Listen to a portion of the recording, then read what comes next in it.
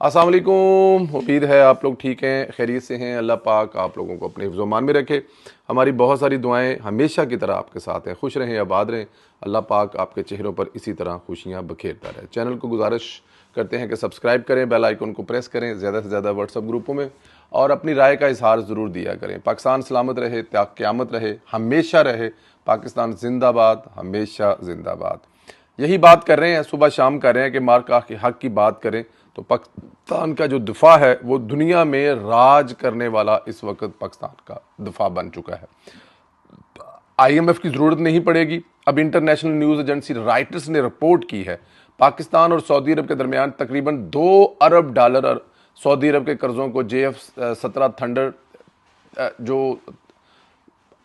पंजाबी सीधी गल दसना तुहानू जिहड़ा असीं $2 अरब देना है ना सऊदी अरब वालियां दा, वो कह रहे हैं कि आप इसके बदले हमें $2 अरब ना दें, इसके बदले हमें आप ये जहाज़ है ना वो बना के दे दें। मतलब हिसाब किताब 0-0 जहाज़ चुक के दे दिओ। मतलब कि जिहड़ी तुहाडे कोल कनक होई है ना इस दफ़ा या मूंजी होई है वो दे दिओ, जिहड़े पैसे लै जे वो रहन दिओ। इससे बड़ी और डील क्या हो सकती है। और ये $2 अरब है जो हमारे सर पे हमेशा तलवार लटकी रहती है कि हमने सऊदी अरब से लिया है, जब ये हमारे ख़जाने से निकलेगा तो फिर हमारे रिजर्व जो है ना वो हिल जाएंगे।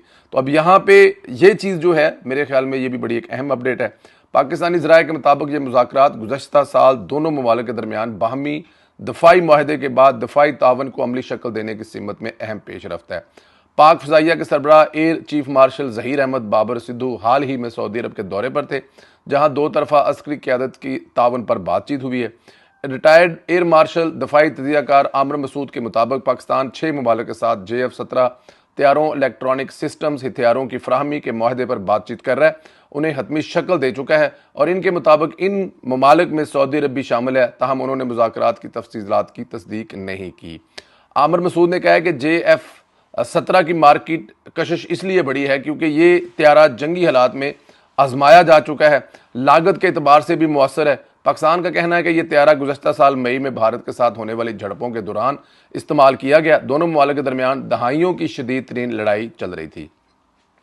पाकिस्तान की फौज और वजारत खजाना के दफा ने इस मामले पर फौरी तौर पर कोई तबसरा नहीं किया, जबकि सऊदी अरब के सरकारी मीडिया दफ्तर की जाने से भी रद्द अमल सामने नहीं आया। गुज़श्ता साल सितंबर में दस्तखत किए गए पाकिस्तान सऊदी अरब बाहमी माहदे के तहत किसी एक मुल्क पर दोनों मुल्कों पर हमला जो है वो तस्वर किया जाएगा। यह माहदा दहाइयों पर महीत सिक्योरिटी शराकतदारी की मेरे ख्याल में एक बहुत बड़ी अलामत है।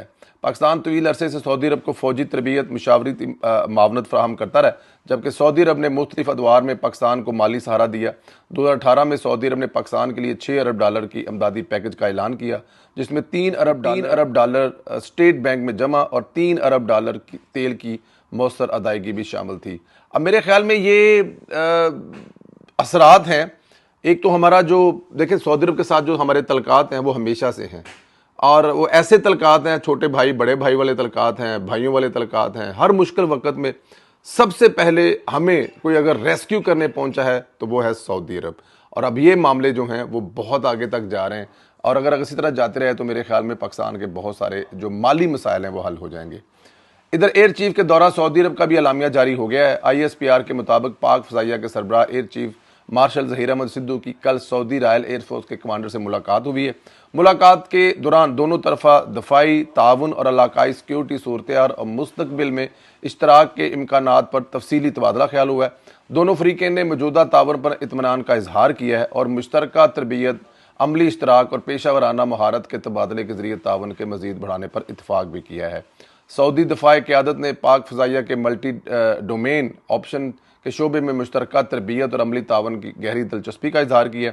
मल्टी डोमेन फोर्स में तब्दीली भी रोशनी डाली गई, जिसमें खला, साइबर, इलेक्ट्रिक वारफेयर और मसनूई जहानत की सलाहियतों का निज़ाम जो शामिल है। अब क्योंकि ये साइबर और मसनूई जहानत ये सारी चीज़ें हम लोग आजमा चुके हैं, ये जो मार्का हक की जंग है, तो अब सबकी नज़रें जो हैं वो इस चीज़ पर हैं। अब देखें यहाँ पर बहुत ज़्यादा जो जिक्र किया जाता है वो फाइटर तैयारों का किया जाता है, लेकिन एक चीज़ जो हमें नहीं भूलनी चाहिए वो है पाकिस्तान का जो साइबर का निज़ाम था, जिसने हिंदुस्तान के तैयारों से लेकर, बिजली के बिल से लेकर, बैंक से लेकर, रेलवे के निज़ाम से लेकर हर चीज़ को मफलूज कर दिया था। हिंदुस्तानी शायद कभी ये सोच भी नहीं सकते थे कि ये वो जिसमें उनको बड़ा प्राउड है, जिसमें बड़ा फख्र करते हैं, दुनिया भर में अपने आप को आईटी के मास्टर बनाकर पेश करते हैं। आपको पता है अमेरिका में इस साल सितंबर में जब अमेरिका में थे हम लोग, प्राइम मिनिस्टर के जो दौरा था उसके साथ, वहाँ पे हमारे एक दोस्त मिले, उन्होंने कहा कि आपको अंदाज़ा नहीं है कि हिंदुस्तान से कितनी बड़ी कंपनियां इस वजह से निकल रही हैं कि ये महफूज मुल्क नहीं है आईटी के लिए, क्योंकि हमारा डेटा वहाँ पे इतना पड़ा है। तो पाकिस्तान ने अगर चंद मिनटों के अंदर पूरे का पूरा हिंदुस्तान का निज़ाम हैक कर लिया है, तो जो हमारा डेटा पड़ा है उसका क्या बनेगा। ऐसे हिंदुस्तान को और बहुत नुकसानात हो रहे हैं। तो इन तमाम चीज़ों को पाकिस्तान अगर सऊदी अरब को मुआवनत फराहम करेगा तो अरबों डॉलर जो है वो आपको मिलेगा। सुहेल अफरीदी कल कराची का दौरा कर रहे हैं, इंतशार फैलाने जा रहे हैं, लेकिन इससे कबल ही सरप्राइज मिलना शुरू हो गए, क्योंकि मसूब वहाँ इंतशार फैलाने जा रहे थे। कराची चैम्बर ऑफ कॉन्फ्रेंस ने सुहेल अफरीदी के इंतशारी अज़ाइम भांप लिए और सुहेल अफरीदी का चैम्बर का दौरा मनसूख कर दिया है और उनके साथ जो मुलाकातें थी वो भी कैंसिल कर दी हैं।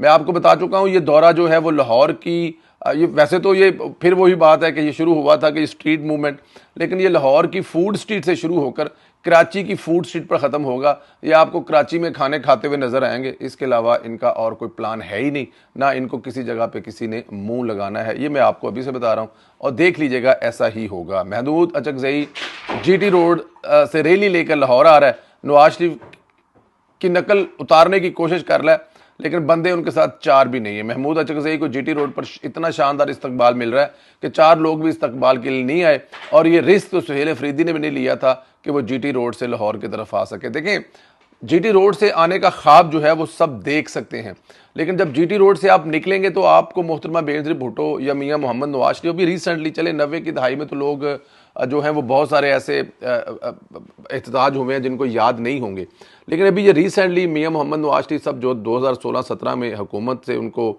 अदालतों के जरिए जो निकाला गया, तो उन्होंने जो ट्रैवल किया था वो तो मेरे ख्याल में सबको याद है। पिंडी से लेकर लाहौर आने तक उनको 3 दिन लग गए थे और लाखों की तादाद में लोग जो है वो उनके मुंतज़िर थे। बहुत सारी जगहों से उन्हें बड़ी स्पीड से निकलना पड़ा, क्योंकि अगर वो इस तरह थे तो शायद उनको 1 हफ्ता लगता। अब अगर कोई नवाज शरीफ बनने की कोशिश कर रहा है, इस किस्म की चीज़ें करने की कोशिश कर रहा है, तो मेरे ख्याल में कोशिश की जा सकती है, लेकिन वो कामयाब नहीं हो पाएंगे। वज़ीर-ए-आला पंजाब मरीम नवाज शरीफ ने वज़ीर-ए-आला का ये एजाज़ कार्ड बराए अमाम मस्जिद के प्रोजेक्ट की लॉन्चिंग तकरीब से खिताब करते हुए कहा कि आइमा इकराम मुआशरे के सतून और दीन के इल्मदार हैं, इनकी खिदमत का मौका मिलना इनके लिए बाइस एजाज़ है।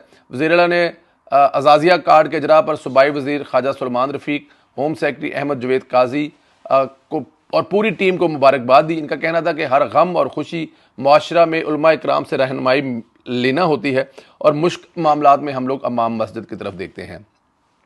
मरीम नवाज शरीफ ने यह सुनकर दुख हुआ कि आज भी उलमा इकराम की तनहाओं के लिए चंदा किया जाता है और बमुश्किल 5 से 10 हज़ार रुपये जमा हो पाते हैं। उन्होंने अफसोस का इजहार किया कि 2026 में भी कई मसाजिद के अमाम को सिर्फ 5 हज़ार रुपये दिए जाते हैं, जबकि आप एक आम इंसान की तरह अमाम मस्जिद की रोज़मर्रा अखराजात हैं वो भी वैसे ही हैं जैसे एक आम इंसान के हैं।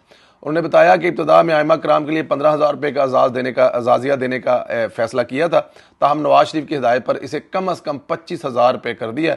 और इनका कहना था अगर थोड़ी सी रकम आइमा कराम को सूदगी मिल सकती है, उनकी ज़िंदगियों में कुछ हेल्प आउट हो सकती है, तो इससे बड़ी और खुशी वाली कोई बात नहीं है। वज़ीर-ए-आला पंजाब के मुताबिक तकरीबन 80,000 मसाजिद हैं, जिनमें से 70,000 मसाजिद से मुस्बत जवाब मसूल हो चुका है, रजिस्ट्रेशन का अमल मुकम्मल हो चुका है। उन्होंने बताया कि रवा माह आइमा कराम को पे आर्डर के ज़रिए अदायगी की जाएगी और जबकि अगले माह से मुस्तकिल तौर पर अजाजिया कार्ड के ज़रिए डिजिटल अदायगी शुरू होगी, जिसका मकसद शफायत और आसानी है।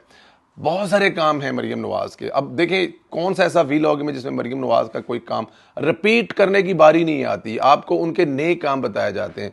अब ये जो अमाम मस्जिद हैं, इस पे नेगेटिव फैलाने वाले प्रोपेगेंडा भी कर रहे हैं, लेकिन क्या हक नहीं है कि अभी भी अमाम मस्जिद के लिए जो है वो महीने के एंड पे चंदा इकट्ठा किया जाता है, लोगों की मुंह तरफ देखा जाता है और वो जो सबसे छोटा नोट होता है वो निकाल कर इमाम मस्जिद की तनख्वाह के वाले हिस्से में डाल दिया जाता है। यानी शर्म की बात है।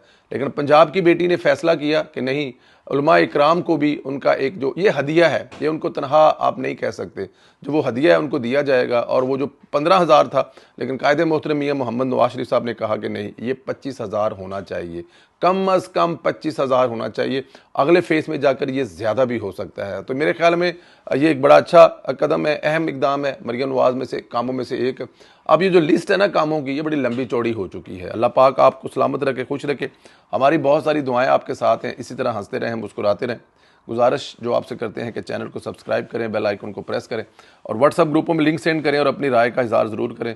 जल्द मुलाकात होती है आपसे। बहुत शुक्रिया। खुदा हाफिज़।